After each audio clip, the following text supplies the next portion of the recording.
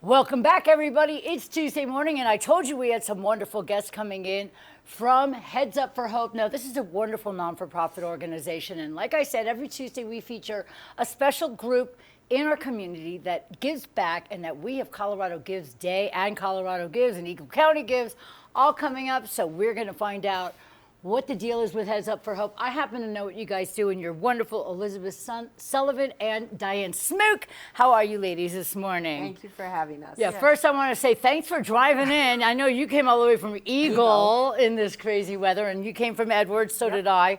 But we made it because this is an important subject.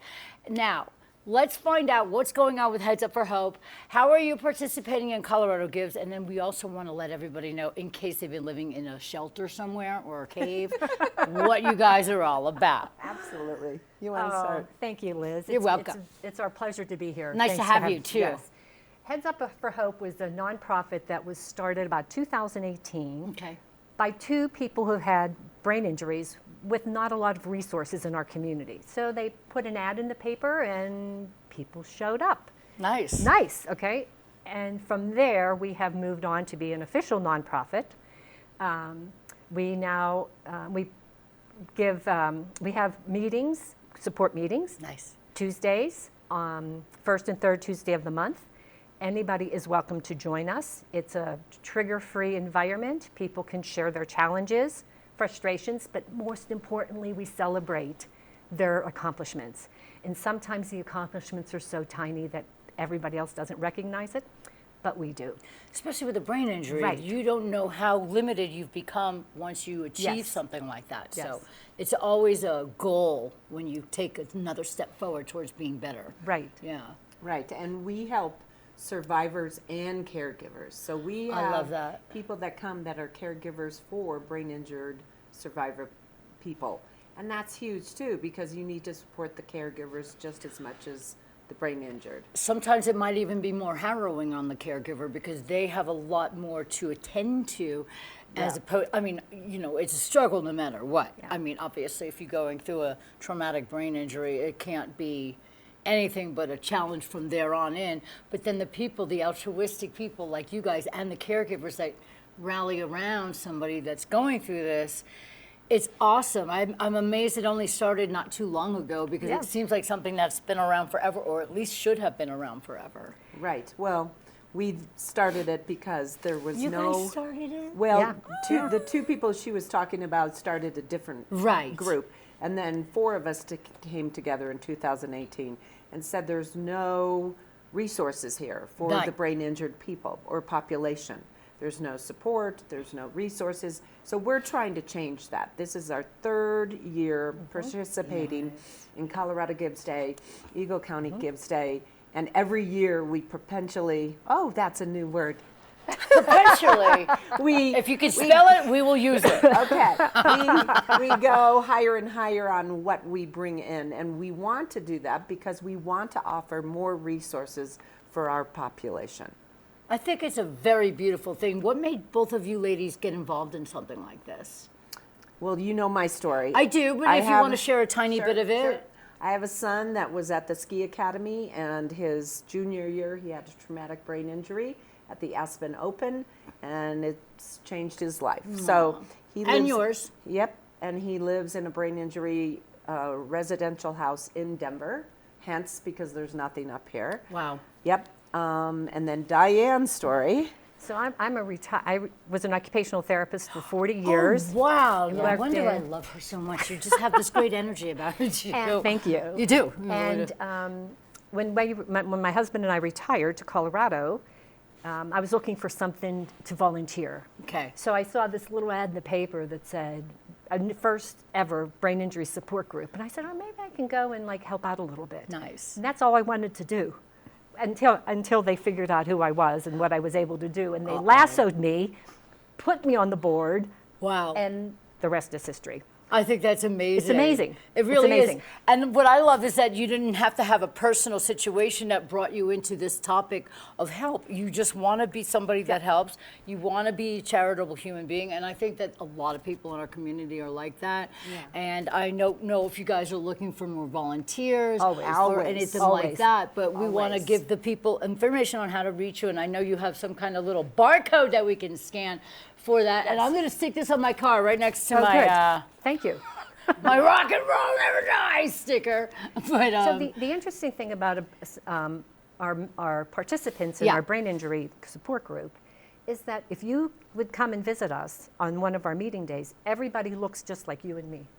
Ah. So it's a hidden Well, problem. right. That makes sense. And so for our participants, their family members, their friends, their coworkers, their bosses, their community members see them as what they were, but they don't function the The same. way they Yeah. used to. Right. And behavior is a huge thing. Yep. Also we reactionary So we behavior. have cross-population of brain-injured people with a lot of mental and behavioral Yep.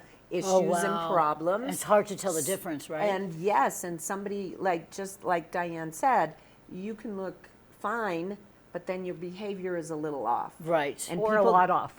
Or a lot A lot off. off. And people don't sometimes understand that it No. could be something Right. just like, and even if it's a brain injury or a emotional mental disposition, people should be a little bit more understanding and a little bit more We think so too. nurturing Yes. for this. Yes. So I guess that's why you guys came in, because I can't believe what an overlooked situation. I mean, how many people fall on their heads out here? A lot. Or hit their heads A on lot. trees. I mean, Yep. I fell on my head 3 times and I don't even ski. And then we see people riding their bikes without helmets. Right. And we have makes you nervous. We're just like, no, don't do that. Yes. Kids and adults. Adults. Oh, I know. I mean, was adults skiing- don't want to look stupid. I so was they- skiing Sunday, and there was a guy right in front of me, probably my age, and no helmet. And I'm Skiing? like, yes. Oh, Yep. So we want to bring awareness around the things that you can do to help your situation and your noggin and your brain. Yes. We always say, what's the most important part of your brain?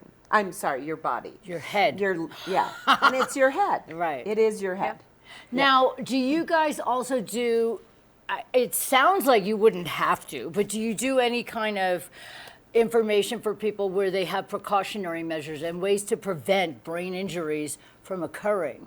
I know they sound like simple things, but obviously they're not penetrating.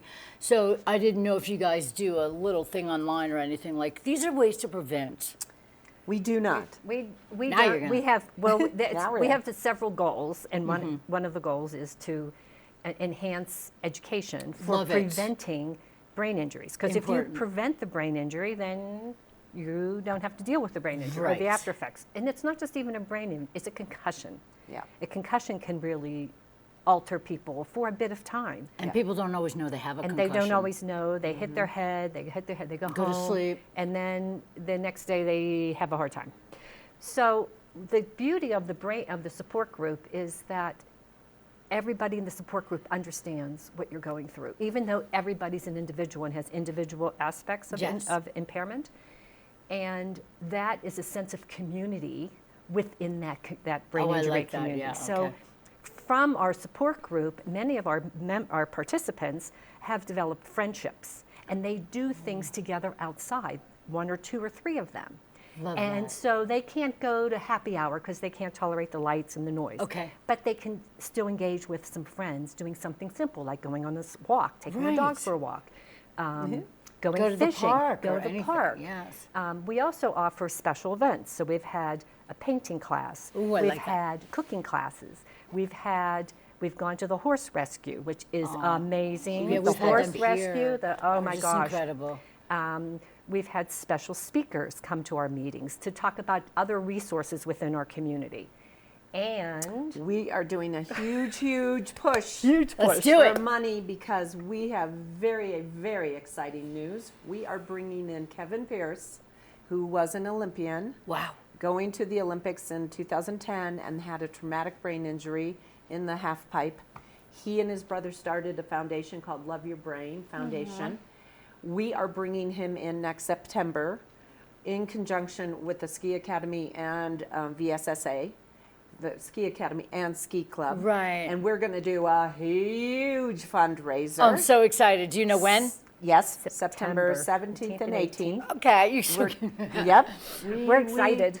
We had to lock him in because he's a very kind of famous person in the brain injury world. Right. He's very famous. That's amazing. What a grab, huh? Yep. Oh, yeah. But we're going to need a lot of help.